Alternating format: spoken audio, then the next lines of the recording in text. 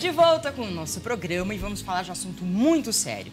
Você sabe o que é uma síncope? Já sofreu algum desmaio repentino e se recuperou rapidamente?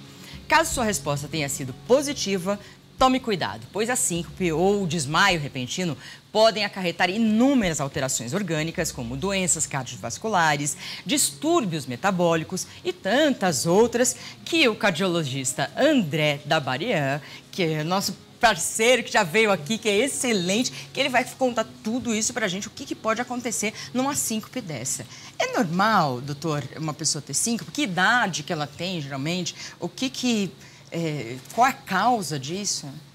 Pois é, síncope, bom dia a todos, Bom né? dia, Bom doutor, dia, Rafael, obrigado pelo convite mais uma vez e obrigado pela oportunidade de estar esclarecendo a população aí sobre esse mal, né? Essa síncope, né? O que é uma síncope, na verdade? É um desmaio, muitas vezes falado pela população, mas na verdade é uma perda súbita da consciência, repentina, a gente fala súbita porque é repentina, onde você tem uma deficiência, um déficit de fluxo sanguíneo para o cérebro. E nesse momento, o cérebro entende que não tem fluxo cerebral e ele apaga, não é? Então é esse apagão mesmo que acontece repentinamente. Mas o que pode causar isso? Pois é, esses são os problemas graves, né? Então nós temos algumas coisas que diferem a síndrome. Tem pessoas, a incidência da síndrome, só voltando um pouquinho, é uma incidência alta, né? Em torno de 5% dos atendimentos do pronto-socorro são decorrentes dessa síncope. 5%? 5%. É E um número bastante 30%, e mais 30%, Rafael, são pessoas que no dia a dia terão síncope ou tiveram um episódio chamado pré-síncope. E mais, quem já teve uma síncope tem mais de 50% de tê-la novamente. Tá ligado ao estresse? Então, está muito ligado a muitos fatores, não é? O estresse é um deles, a nossa vida cotidiana, alguns sintomas como, por exemplo, pressão, a queda brusca de pressão, ao calor intenso, ao exercício, a ficar muito tempo de pé, né, nessas filas de bancos intermináveis, ou até mesmo... Por isso que a gente fica nervoso na fila do banco em pé. Porque o seu organismo começa a ter uma revolução. Uma reação que vem de dentro para fora, né? Exatamente. É bem por aí. Então, essa falta de fluxo cerebral acontece isso. Então, o que desencadeia isso tudo para que a gente entenda? Bom, sabemos que, por exemplo, se você ficar muito tempo sem comer, ficar muito tempo de pé, sofrer um estresse muito grande... Depois a Maria Cândida vai nos contar rapidamente os episódios que ela teve. O Rafael também estava me contando que também teve um episódio de síncope, né? Mostrando que aqui é frequente. Então, nós falamos de 30% da população tem, vocês dois já tiveram. Aqui nesse âmbito, nós estamos falando até mais da população, né? Então, exatamente essa perda de fluxo cerebral momentaneamente faz isso. O estresse, realmente acontece isso. As crianças podem ter síncope? Podem mesmo. Isso não é comum, né? Não é incomum até as crianças não terem síncope. Estava conversando até com algumas pessoas aí fora. Olha, minha filha teve um episódio de síncope e acharam que era o piti, né? Que era aquela causa onde você não encontra uma causa realmente real e você diz que, não, isso aí é uma frescura, é um que nós chamamos de piti. Quando na verdade não. As crianças podem ter isso, os jovens acontecem muito sobre isso. Mas elas têm isso quando elas têm um fato e elas criam nesse fato ou acontece desse fato alguma coisa que as deixa totalmente... Fora de si, né? Exatamente, fora de si. Muito nervoso. Então, é isso mesmo, querida. O excesso do estresse, então, aquela criança que sofre um medo muito grande, ou sofre um estresse muito grande, ou acaba chorando demasiadamente porque tem algum motivo, ela pode ter uma síncope naquele momento, apagar. Os jovens são muito comuns, né? Os jovens temos alguns fatores importantes, Rafael. Primeiro, a má alimentação, né? Eles não comem adequadamente, quando comem muito mal. Então, o calor excessivo. Então, situações de você não comer muito bem, você passar por um calor excessivo, ficar numa fila, ou ficar muito tempo de pé, isso são sinônimos, são fatores que podem desencadear uma síncope daquela que você realmente desliga, né? Agora, tem como você antever essa situação? Ou pelo menos antever ao ponto de você prevenir que isso aconteça, doutora? Pois é. Algumas síncopes, Rafael, você consegue saber. Então, elas vêm seguidas, antes aparece aquilo que nós chamamos de pródromos, não é? Então, aparecem os sintomas iniciais que podem antever um quadro de síncope. Então, o que seriam esses? Tontura. Então, é muito comum, todo mundo já sentiu isso, você está deitado ou sentado e, de repente, você levanta. Ao levantar, dá aquela... Você levanta de repente e... Exatamente, dá aquela tonturinha, visão turva, aparece às vezes uns pontinhos luminosos, umas estrelinhas, às vezes dá uma pequena pressão na cabeça. Isso é uma pré-síncope. Se você não respeitar o seu corpo te avisa disso, né? Você pode ter enjoos também, náuseas, né? Isso tudo pode acontecer. Se você não respeitar isso e isso continuar, você pode desmaiar. Aí você apaga mesmo. Então, qual que é a recomendação? Teve isso, senta de volta, espere alguns segundos para que aconteça aquela reperfusão cerebral. Por quê? Só para entender rapidinho que eu vou explicar. O que acontece? Quando você está deitado, coração, pernas e cérebro estão na mesma linha. A ação da gravidade ali não existe. Quando você levanta, ao levantar-se, a diferença de gravidade entre o coração e o cérebro aumenta. Então, esse desnível que existe faz com que por alguns microsegundos falte uma perfusão cerebral e você apague. Quer dizer, menos sangue no seu cérebro, é isso, e você acaba apagando. Não deu tempo do coração levar a quantidade necessária para o cérebro. Perfeito. E aí acaba tem essa queda. Perfeito. É isso? Exatamente. A forte para continuar. Então, isso é o pródromo que você sente. Agora, existe, e que foi o caso do Rafael. O Rafael estava me contando que estava dirigindo e de repente ele apagou. Não sentiu nada. Não, nada. Eu tinha 18, 19 anos, eu lembro que era uma noite de setembro. Olha o que você tomou, Rafael. Não, eu tinha deixado meus pais no supermercado. Eu ia até a casa de uma jornalista, pegar a máquina fotográfica para fazer cobertura de um evento teatral que estava tendo no teatro lá da cidade, lá em Araras. E eu lembro que no cruzamento, para chegar perto da casa dela, eu apaguei. Apaguei completamente, não vi nada. E o pior é que o acidente aconteceu, bati o carro com uma família, o meu carro com o carro de uma outra família, tinha crianças dentro, foi algo desesperador, naturalmente, que eu não entendo nada de carro para começar a situação, né? Então eu via um líquido correndo, para mim era gasolina, era combustível, mas era a água do radiador. Mas mesmo assim, assustei com aquela situação, ninguém se feriu. E depois eu fiz todos os exames, doutor. Claro. Na mesma semana, vários exames, no cérebro, coração, tudo, não deu nada. Pois nada. é. Então, essa é a síncope que nós falamos que não tem pródromos, não tem aquele que te avisa, aquele sintoma que te avisa. Isso é um pouco mais perigosa? Sim, é. Por quê? Quando você sente alguma coisa, a tendência natural é você sentar. São os alertas, né? Os alertas. O corpo vai dando sinais. Pois Nesse caso, eu não tive esses sinais Não teve. antes. Esse é perigoso. Por quê? Você bateu o carro, mas as pessoas podem cair de cabeça e é muito comum a fratura de nariz, de face, o TCE, que a gente chama, né? O trauma crânioencefálico. Isso é mais perigoso nesses casos. Fatores que desencadeiam isso, piores também nos velhinhos que acontecem, por quê? Com a idade chegando, você tem aquela deficiência vascular. Isso não vale somente para os velhinhos. É bom lembrar aqueles que fumam, não é? E aí conversar com a nossa diretora do programa, não é? Olha aí, Márcia. Pois é, então as pessoas que fumam, as pessoas que têm doenças vasculares, por quê? O sangue arterial, ele é levado pelas artérias, mas ele é trazido pelas veias. Quando você tem alguma deficiência dessa vascularização de retorno, você pode também ter um coração batendo, que a gente diz, a seco. Mas o coração não bate a seco, mas com menos fluxo de sangue. E aí você pode diminuir também. Uma capacidade não suficiente, né, realmente para bombear o sangue até o cérebro, é isso. O que fazer, então, para melhorar essa vascularização? As mulheres que têm, muitas mulheres, mas eu tenho varizes, isso ajuda a ter uma síncope? Pode ajudar. Então, a gente, nesse caso, nós indicamos as meias compressivas, que as mulheres odeiam as meias compressivas. Aquelas são grossas. Eu sei que eu usei quando eu estava grávida. No Exatamente. verão, então, é de matar, né, As doutor? grávidas são obrigatórias o uso da meia elástica, mas nós também pedimos para os homens, aquelas pessoas que permanecem muito tempo de pé, os cameramans, aí aqueles caras que ficam o tempo inteiro de pé.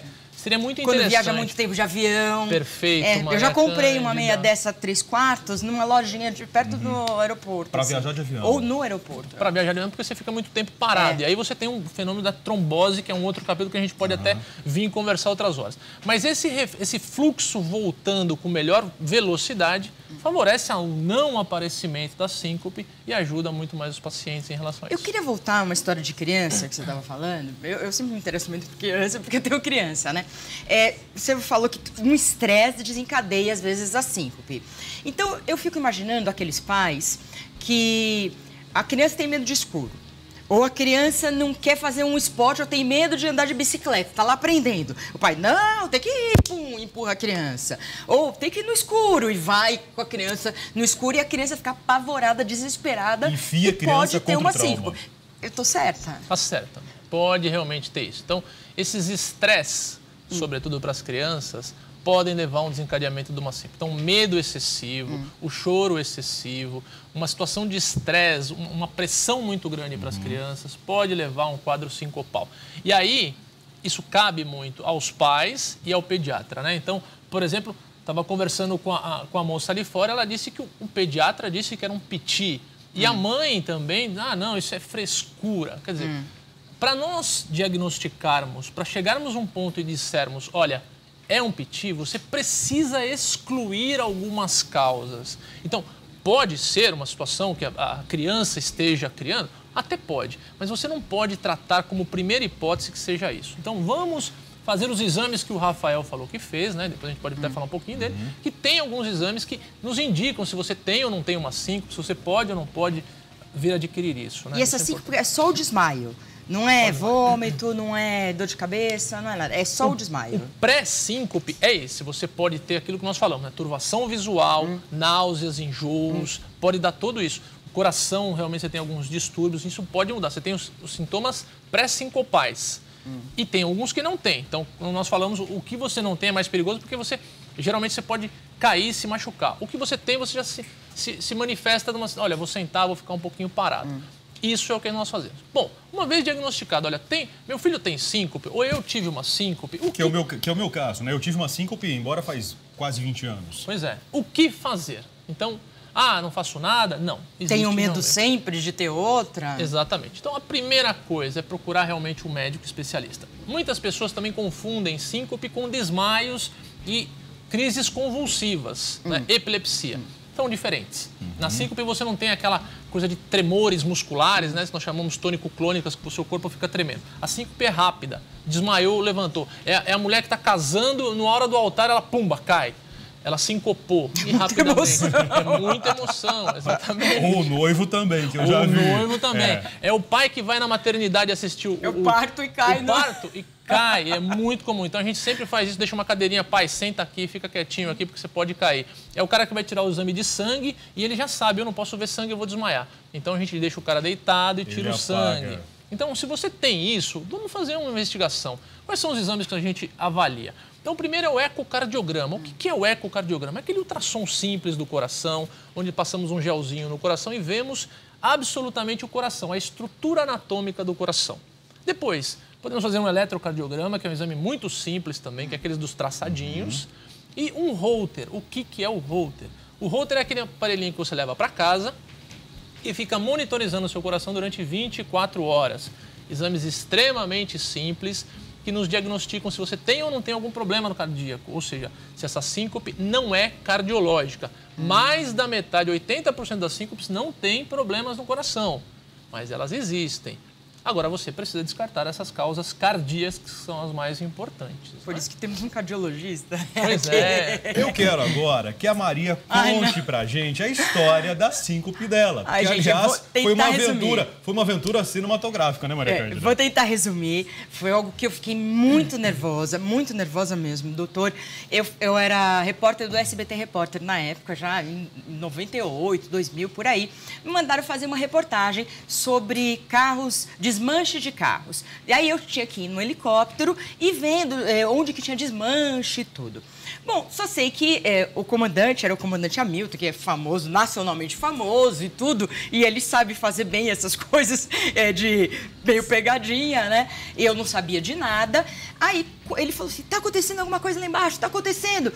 Aí eu, repórter, né, tudo tranquila, eu falei, meu Deus, o que está acontecendo aqui, né? Aí vi umas pessoas correndo, uma Kombi, não sei o que, um movimento, e eu acho que eu vi uma arma, assim, mas claro que era uma arma de brinquedo, né? De repente, em 5 segundos, esse helicóptero desceu que eu tava. Ele desceu e pousou. E aí, eu não sei o que aconteceu, uma pessoa me tirou... sabe quando você não sabe direito o que acontece? Uma pessoa me tirou com um gorro, assim, de malandro, de presidiário, me tirou de lá de dentro e me fez de refém com um revólver de brinquedo na cabeça. Bom, aí chegou a polícia, eles me negociaram, e eu lá rezando, tremia, minha perna tremia. Acho que esse é um dos... Estresse, tremia, até que eles me negociaram, eu fui rastejando até o outro lado. Quando falaram que era uma brincadeira, eu lembro que eu levantei e caí. Eu caí assim, mas parecia, sabe aqueles bonecos de posto, assim, quando caem? Eu caí, doutor, assim, no chão, na grama, e eu não tinha mais reação. Eu fiquei meio boba, assim, porque eu não conseguia lidar com tudo aquilo que estava acontecendo. Foi muita emoção, quer dizer, muito estresse para mim. Uma brincadeira de mau gosto, claro. Acabou gerando uma situação perigosa e que poderia trazer sequelas. Sem dúvida nenhuma. É isso, pessoal. Televisão, às vezes, é complicado, né, doutor? Nunca mais teve nada, né, Maria Cândida? Graças a Deus, nunca mais fizeram nada. Coisa boa. Vou agradecer, então, a presença do doutor André Dabarian. Se você ficou com alguma dúvida, alguma coisinha, não ficou bem respondida, queria fazer uma pergunta, não tem problema, dá tempo, manda sua pergunta para cá, a gente manda para o doutor André, tudoposso@redefamilia.com.br. Doutor, mais uma vez, valeu pela presença, pela oportunidade de estar aqui com a gente. É muito bacana, sempre muito esclarecedor. Eu que agradeço mais uma vez. É um prazer estar aqui esclarecendo a toda a população sobre todos esses males do coração. Muito obrigado por tudo. Olha, e eu lembro você também que essa entrevista pode ser revista em nosso Facebook, facebook.com/programa Tudo Posso. Daqui a pouquinho vai estar tudo detalhado para você acompanhar novamente ou até chamar a atenção de algum familiar, de algum amigo, de alguma amiga que passou ou pode vir a passar por essa situação. E aí, é claro, fica o alerta, você colabora também com a saúde dessa pessoa. Hora do nosso artesanato, hora de pensar em Natal. Maria Cândida, é com você. É verdade, e falando de Natal, eu termino essa pauta, pego o gancho dessa pauta e falo o seguinte, que nessa época, gente, a gente tem que tomar cuidado, porque nós ficamos muito ansiosos, muito nervosos, queremos correr para todo lado, fazer tudo perfeitamente, com criança, com família e tudo. E às vezes pode acontecer uma síncope dessa. Então, vamos ficar mais tranquilos, vamos fazer meditação, mesmo no carro, relaxar, para que nunca aconteça uma coisa dessas, né? Porque é muito ruim. Bom, nós estamos aqui, tudo bem? Nós estamos há exatos 43 dias do Natal. A cidade já começa os preparativos para os dias festivos do Natal. As ruas e lojas começam timidamente ainda a preparar suas decorações natalinas. E você não pode ficar de fora, né? Que tal começar a decorar a sua casa para o Natal? A artesã Dolores Macagnani, que eu já cumprimentei aqui, porque a gente estava rindo dessa história, né? Porque ela ouviu toda a entrevista do doutor. Então, ela vai ensinar pra gente a fazer um enfeite de Natal. Vamos lá? Vamos. Olha, o que eu trouxe foi, na verdade, uma peça decorativa, tá?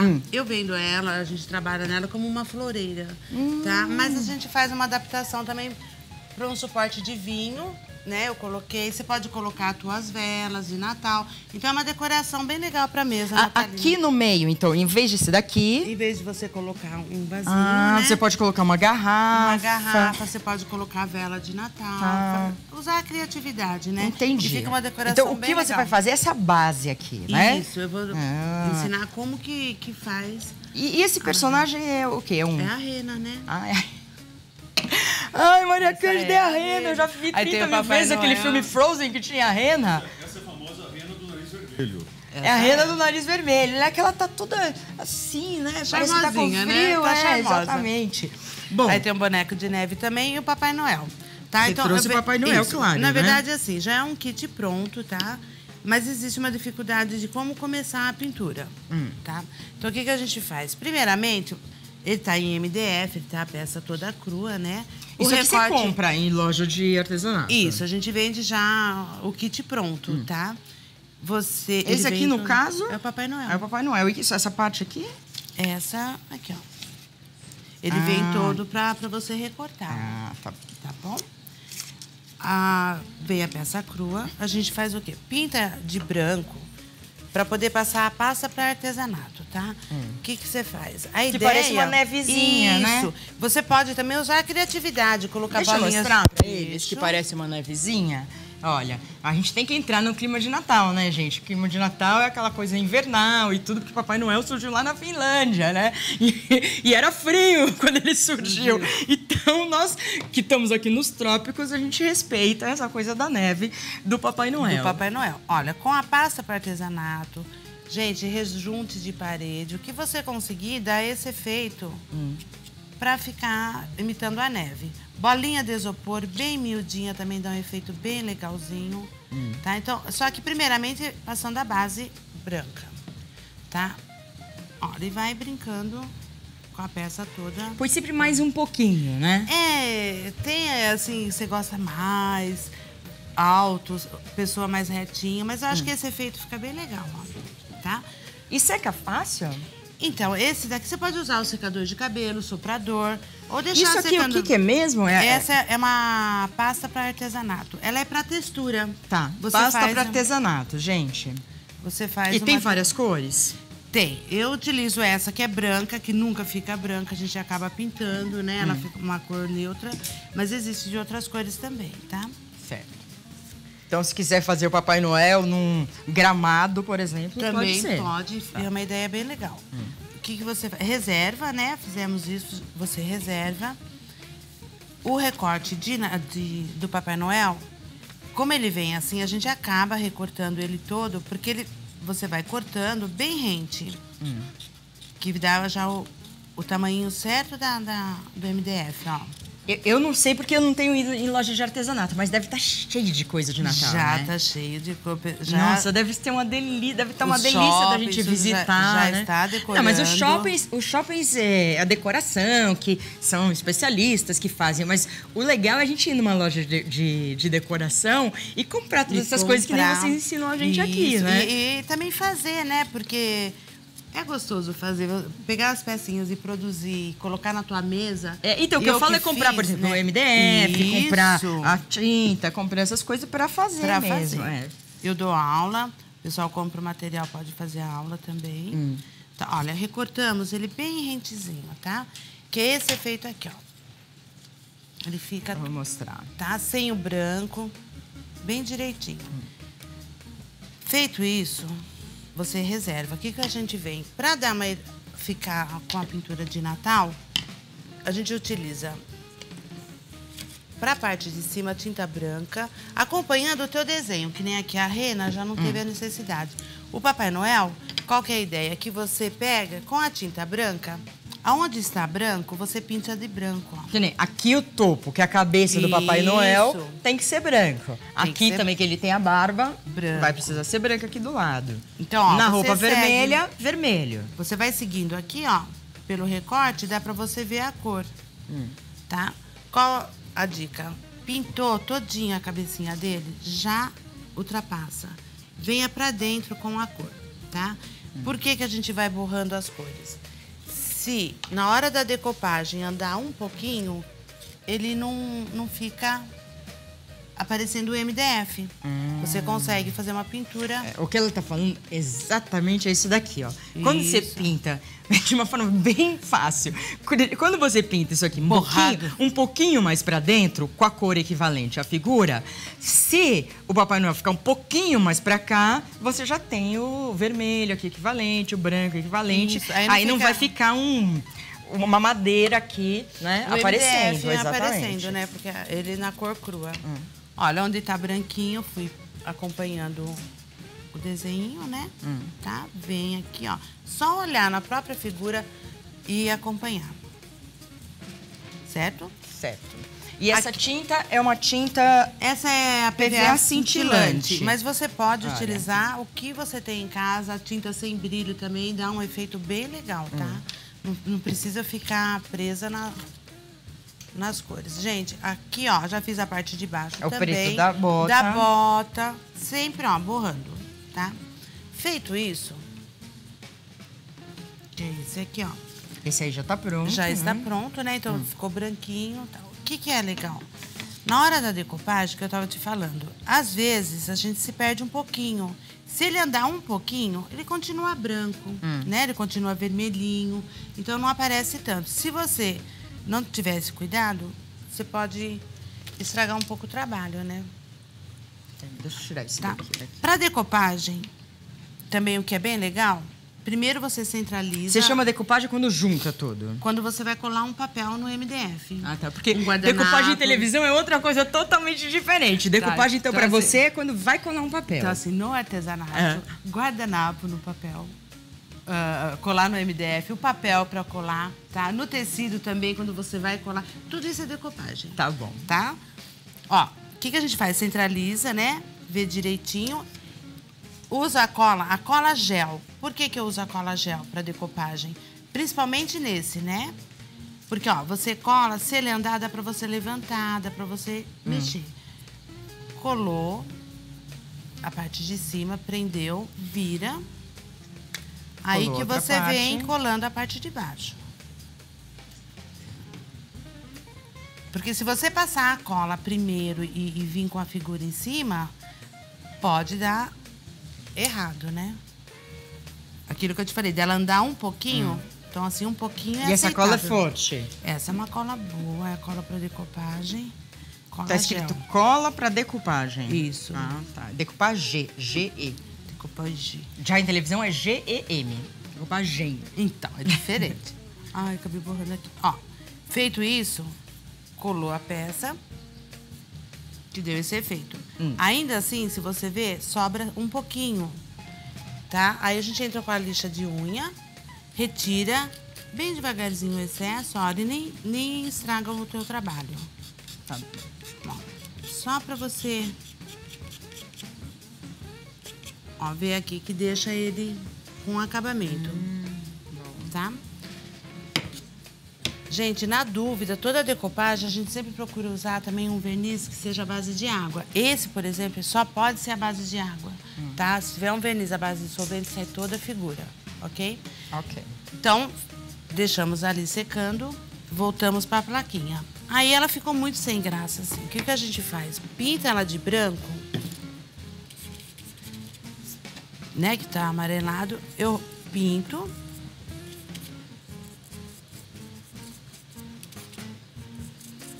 Com a tinta, qual que é? A tinta Aquela... PVA, a mesma PVA, que você tá. utilizou, tinta acrílica, a cintilante, que foi essa que eu utilizei, tá? Olha, você vai pintando. Pra dar o efeito de brilho, que tem um suavezinho aí, eu uso o glitter. Quando eu consigo abrir. Não tá abrindo. Quer que eu abra pra você? Eu tenho medo que espirra, peraí um pouquinho.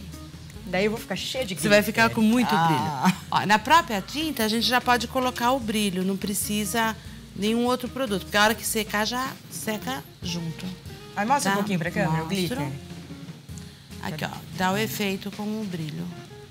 E Natal pede brilho, né? Aqui também é bem legal, com a cola permanente no Papai Noel, você pode também colocar um brilho.